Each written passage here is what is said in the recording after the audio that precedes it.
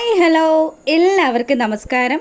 മൗനരാഗം സീരിയലിൻ്റെ ഇനി വരാനിരിക്കുന്ന ഒരു ഗംഭീരമായിട്ടുള്ള കഥയിലേക്ക് എല്ലാവർക്കും സ്വാഗതം കേട്ടോ.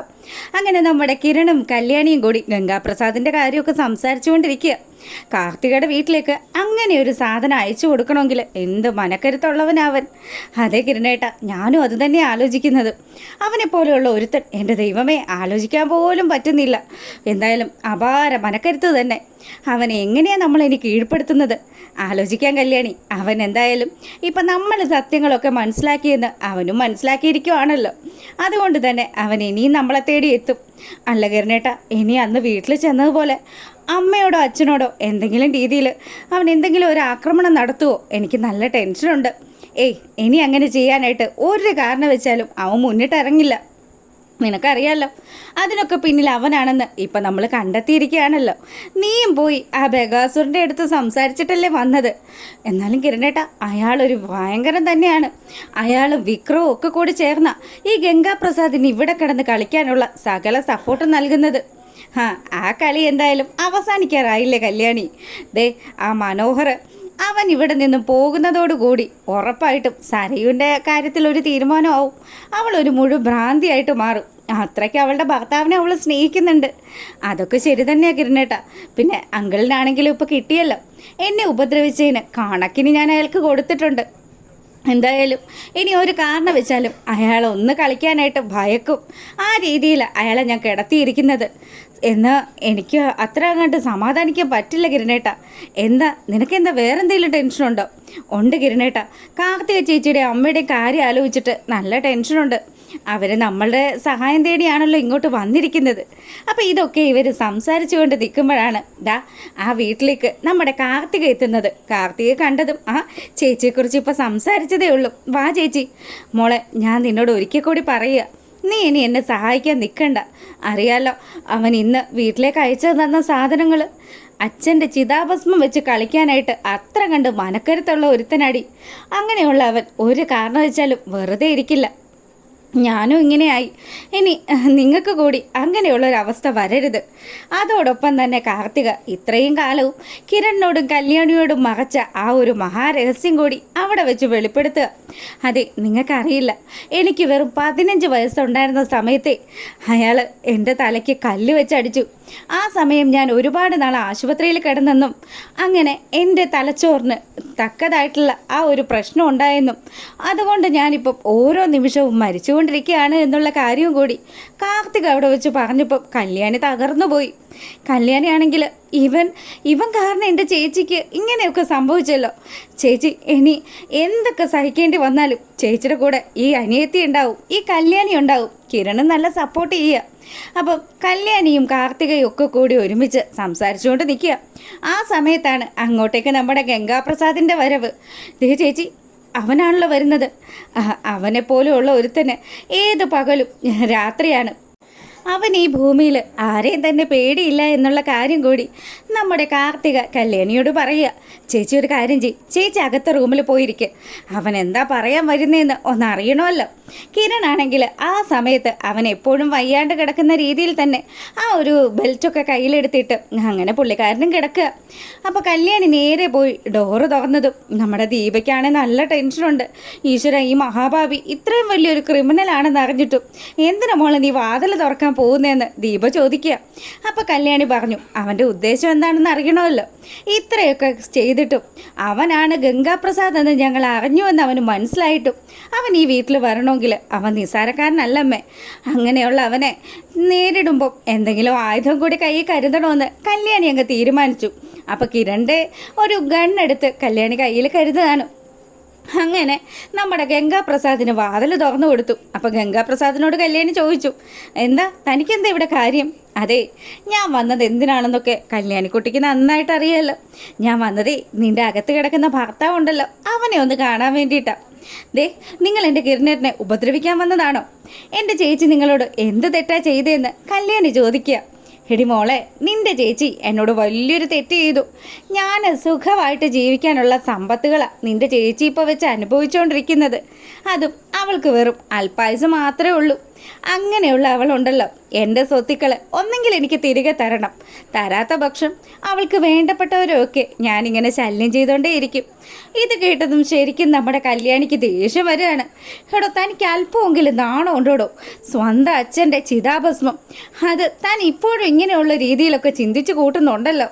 തന്നെ പോലെയുള്ളവരൊക്കെ ഈ നാടിന് തന്നെ അപമാനമാണെന്നൊക്കെ പറയുമ്പോൾ, മോളെ കല്യാണി, നീ അധികം സംസാരിക്കാനൊന്നും നിൽക്കണ്ട. എന്തായാലും ഞാനിപ്പോൾ വന്നത് നിൻ്റെ ഭർത്താവിനെ കാണാനാണ്. അവനെ കണ്ടിട്ടേ ഞാൻ ഇവിടുന്ന് മടങ്ങിപ്പോകുള്ളൂ എന്ന് പറഞ്ഞു. അപ്പോൾ കല്യാണിയാണെങ്കിൽ അവിടെ അങ്ങനെ നിൽക്കുമ്പം നമ്മുടെ ഗംഗാപ്രസാദ് നേരെ കയറി കിരണിൻ്റെ റൂമിലേക്ക്. അവിടെ കിടക്കുന്ന കിരണിൻ്റെ അടുത്ത് ചെന്നിട്ട് അവൻ പറഞ്ഞു, അരേ നിനക്കറിയാവോ, ഞാനാടാ ഗംഗാപ്രസാദ്.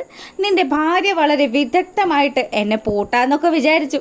പക്ഷേ ഇപ്പതാ ഈ നിമിഷം നിൻ്റെ മുന്നിൽ വന്ന് ഇത്രയും ധൈര്യത്തോടു കൂടി ഞാൻ നിൽക്കുന്നുണ്ടെങ്കിൽ എൻ്റെ തൻ്റെ ഇടം എന്താണെന്ന് നീ ഒന്ന് മനസ്സിലാക്ക്. എടാ, ഈ എനിക്ക് ആൾക്കാരെ കൊന്നും അതുപോലെ ജയിലിൽ കിടന്നുമൊക്കെ അറപ്പൊക്കെ അങ്ങ് മാറിയതാ. അതുകൊണ്ട് തന്നെ നിന്നെ ഈ കിടപ്പിനങ്ങ് കൊന്നു കളഞ്ഞാൽ തന്നെ ആരും ചോദിക്കാൻ വരില്ല. അങ്ങനെ നമ്മുടെ കിരണിൻ്റെ കഴുത്തിന് പിടിച്ച് ഞെക്കുകയാണ് ഗംഗാപ്രസാദ്. ഈ സമയമാണെങ്കിൽ ഈ ദുഷ്ടൻ എന്താ ചെയ്യുന്നതെന്ന് പറഞ്ഞ് നമ്മുടെ കല്യാണി ഓടിപ്പാഞ്ഞു വന്നു. അപ്പോഴാണെങ്കിലോ ഗംഗാപ്രസാദ് അവൻ പറഞ്ഞു, ദേ ഇങ്ങനെ ഒന്ന് ആഞ്ഞമർത്തി കഴിഞ്ഞാൽ ഇവൻ ഇവിടം കൊണ്ട് തീരും. എന്തായാലും ഇപ്പം ഞാനത് ചെയ്യില്ല. നിനക്കും നിൻ്റെ അനുജത്തിക്കും നിൻ്റെ ചേച്ചിക്കും ഒക്കെ ആലോചിക്കാനുള്ള ഒരു സമയം ഞാൻ തരിക. അതിനുള്ളിൽ നീ നല്ലൊരു തീരുമാനം എടുത്തോ. നിൻ്റെ അനുജത്തിയെ നിൻ്റെ ചേച്ചിയെ ഇനി സഹായിച്ചു കഴിഞ്ഞാൽ ദേ നിൻ്റെ ഗതി അതോ ഗതിയായിരിക്കും. അങ്ങനെ അവൻ അവിടെ നിന്നും ഇറങ്ങിപ്പോകുമ്പോൾ നമ്മുടെ കിരണിൻ്റെ അടുത്തേക്ക് കല്യാണി ഓടിച്ചില്ല. മോളെ കല്യാണി, നീ വിഷമിക്കുമെന്ന് വേണ്ടടി. അവൻ എൻ്റെ കഴുത്തിന് പിടിച്ചെങ്കിലും ദേ അവൻ്റെ ബലം എത്രമാത്രം ഉണ്ടെന്ന് ഞാനിവിടെ കിടന്ന് അളക്കുമായിരുന്നു. എന്തായാലും അവനെ പോലെയുള്ള ഒരുത്തനെ നമുക്ക് തീർക്കണമല്ലോ. അവനത് ശക്തിമാനും ബുദ്ധിമാനുമാണ്. അങ്ങനെയുള്ള അവനെ തീർക്കണമെങ്കിൽ നമ്മൾ അതുപോലെയുള്ള ഒരു പ്ലാൻ തയ്യാറാക്കണമല്ലോ. അപ്പോൾ കല്യാണിക്ക് നല്ല വിഷമമായി. കിരണേട്ട ഇങ്ങനെയാണെങ്കിൽ നമ്മൾ എന്ത് ചെയ്യും കിരണേട്ട? കാർത്തികയും അപ്പുറത്തെ റൂമിൽ നിന്ന് വന്നു. എന്നിട്ട് കാർത്തിക പറഞ്ഞു, ഞാൻ പറഞ്ഞില്ലേ നിങ്ങളോട്, ഞാൻ അവൻ എന്ത് വേണമെങ്കിലും കൊടുക്കാം. ഇനിയിപ്പോൾ അതേ മാർഗമുള്ളൂ. വേണ്ട ചേച്ചി, ഒരിക്കലും ചേച്ചി അത് ചെയ്യരുതെന്ന് കല്യാണി ഒരിക്കൽ കൂടി പറയുക. അപ്പം കിരണും പറഞ്ഞു, കല്യാണി പറഞ്ഞതാ കാർത്തികയെ ശരി. അച്ഛൻ കാർത്തികയ്ക്ക് വേണ്ടി തന്ന ഒരു സ്വത്തുക്കൾ പോലും അവന് വേണ്ടി നശിപ്പിച്ച് കളയാനായിട്ടുള്ളതല്ല. എന്തായാലും കാർത്തികയെ നമ്മുടെ കിരണും കല്യാണിയും കൂടി ആശ്വസിപ്പിച്ചുകൊണ്ടിരിക്കുക. അപ്പോൾ ഈ സമയത്താണെങ്കിലോ നമ്മുടെ മനോഹറിന് നല്ല 16ൻ്റെ പണി കിട്ടാൻ പോവുക.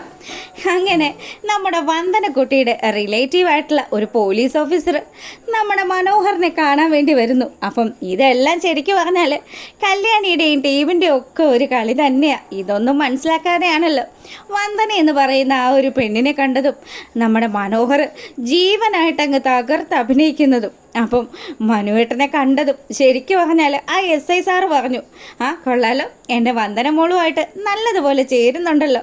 പിന്നെ മോനെ ദേ ഞാനിവിടെ സ്ഥലം SI പിന്നെ മോനെ പരിചയപ്പെടാനൊക്കെ സാധിച്ചത് വളരെയധികം സന്തോഷമുണ്ട് കേട്ടോ. ദേ മോനും മോൻ്റെ വീട്ടുകാരും ഒക്കെ ഇടയ്ക്ക് എൻ്റെ വീട്ടിലേക്കും വരണം. അറിയാവോ, ഈ വന്ദനയെ ഞാൻ എൻ്റെ സ്വന്തം മോളെ പോലെ തന്നെയാണ് കാണുന്നത്. ഞാനും കൂടി ചേർന്ന ഈ കല്യാണം മുന്നിട്ട് നടത്തുന്നത് എന്ന് കൂടി SI സാറ് പറയുമ്പോൾ മനോഹറിൻ്റെ നെഞ്ചടിക്കാൻ തുടങ്ങി. ദൈവമേ, തീർന്നു. എൻ്റെ പേരിൽ ഇവിടുത്തെ സ്റ്റേഷനിലുള്ള കേസുകളെങ്ങാനും ഇയാൾ കണ്ടു കഴിഞ്ഞാൽ അതോടുകൂടി തൻ്റെ കാര്യത്തിനൊരു തീരുമാനമാകുമല്ലോ. അപ്പോൾ ഇവനെപ്പോലെയുള്ള ഒരു അലമ്പനെ പിടിക്കാൻ വേണ്ടിയിട്ട് കല്യാണിയുടെയും കിരണിൻ്റെയും ഒക്കെ നിർദ്ദേശമൊക്കെ സ്വീകരിച്ചുകൊണ്ടാണ് ആ സാറ് അവിടെ വന്നിട്ടുള്ളത്. അപ്പം മനു പറഞ്ഞു, അതിനെന്താ അങ്കിളിനെ എപ്പോൾ വേണമെങ്കിലും എന്നെ വിളിക്കാനും എൻ്റെ വീട്ടിൽ വരാനും ഒക്കെ പറ്റുമല്ലോ. അങ്ങനെയാണെങ്കിൽ മോനെ കല്യാണത്തിന് മുന്നേ നമുക്കൊന്ന് കൂടിയാലോ എന്ന് അയാൾ ചോദിക്കുക. ആ കൂടാലോ, എപ്പോൾ വേണമെന്ന് പറഞ്ഞാൽ മതി കേട്ടോ. അപ്പോൾ വന്ദനക്കുട്ടിക്കാണ് നല്ല സന്തോഷമായി. ഇവൻ നിന്ന് വെള്ളം കുടിക്കും, ഒരുപാട് വേർക്കുന്നുണ്ടല്ലോ എന്ന് അവൾ ചോദിക്കുമ്പം, അതെ AC വർക്ക് ചെയ്യുന്നില്ലല്ലോ, അതിൻ്റെ ഒരു ചൂടാണ്. ആ ഒരു ചൂട് എനിക്കിപ്പോൾ സഹിക്കാനേ പറ്റുന്നില്ല. കാലാവസ്ഥയൊക്കെ വലിയ മാറ്റമല്ലേ എന്നൊക്കെ പറഞ്ഞ് നമ്മുടെ മനോഹർ അങ്ങനെ തടി തപ്പുമ്പം ഇപ്പറേതാ നമ്മുടെ സരയും ഇങ്ങനെ വിളിച്ചുകൊണ്ടിരിക്കുന്നു. ഇനി എന്ത് ചെയ്യും? ഇവിടെ നിന്ന് രക്ഷപ്പെട്ടിട്ട് വേണം അടുത്തത് ആ പിശാചിൻ്റെ അടുത്തേക്ക് ചെല്ലാൻ എന്ന് ആലോചിച്ച് നിൽക്കുകയാണ് മനോഹർ. അപ്പം എസ് ഐ സാറ് പറഞ്ഞു, എന്നാൽ പിന്നെ നമുക്കിനി കല്യാണത്തിന് കാണാൻ പോന്നെ. ദേ എല്ലാ കാര്യവും എൻ്റെ നേതൃത്വത്തിലായതുകൊണ്ട് തന്നെ പ്രത്യേക ചില ചടങ്ങുകളൊക്കെ ഉണ്ടാവും. മോൻ എല്ലാത്തിനും സഹകരിക്കണം. അതിനെന്തെങ്കിൽ ഞാൻ സഹകരിച്ചോളാമല്ലോ. പിന്നെ ദേ വന്ദനെ പോലെയുള്ള ഒരു സുന്ദരിക്കുട്ടി എൻ്റെ ജീവിതത്തിലേക്ക് വന്നില്ലേ, അത് തന്നെ എൻ്റെ ഏറ്റവും വലിയ സൗഭാഗ്യം. അവളുടെ സംസാരശേഷി ഇല്ലാത്തതൊന്നും ഞാൻ ചിന്തിക്കുന്നേ ഇല്ല. പിന്നെ എൻ്റെ ഒരു കസിൻ ഉണ്ടായിരുന്നു, കല്യാണി എന്ന അവളുടെ പേര്. അവളും ഈ വന്ദനയെ പോലെ തന്നെ സംസാരിക്കാത്ത കുട്ടിയായിരുന്നു. ഇപ്പം അതേ അവളുണ്ടല്ലോ, നല്ല ഒന്നാം തരം ട്രീറ്റ്മെൻറ്റിന് ശേഷം ദേ അവളുണ്ടല്ലോ നന്നായിട്ട് സംസാരിക്കും. അതുകൊണ്ട് ഇപ്പോൾ വന്ദനയെക്കുറിച്ചൊന്നും നിങ്ങൾ ആലോചിച്ച് ടെൻഷൻ അടിക്കണ്ട. നല്ലൊരു പയ്യനെ തന്നെയാണല്ലോ നമുക്ക് കിട്ടിയിരിക്കുന്നത്. അപ്പോൾ ഇതൊക്കെയാണ് ഇനി വരാനിരിക്കുന്ന വിശേഷങ്ങൾ. എന്തായാലും നമ്മുടെ വിക്രമാദിത്യനും ഗംഗാപ്രസാദും കൂടിയുള്ള ഈ ഒടുക്കത്തെ കളി അതെവിടെ ചെന്ന് നിൽക്കുമെന്നുള്ളത് നമുക്ക് കണ്ടു തന്നെ അറിയാം. അപ്പോൾ നാളത്തെ വിശേഷമായിട്ട് രാവിലെ വരുന്നതായിരിക്കും കേട്ടോ. അപ്പോൾ നിങ്ങൾക്ക് ഇഷ്ടമാകുകയാണെങ്കിൽ ഒന്ന് ലൈക്ക് ചെയ്തേക്കുക. എല്ലാവർക്കും നല്ലൊരു രാത്രി ആശംസിച്ചുകൊണ്ട് വീഡിയോ വൈൻഡപ്പ് ചെയ്യാണ്. അപ്പോൾ ഓക്കെ, ഗുഡ് നൈറ്റ്.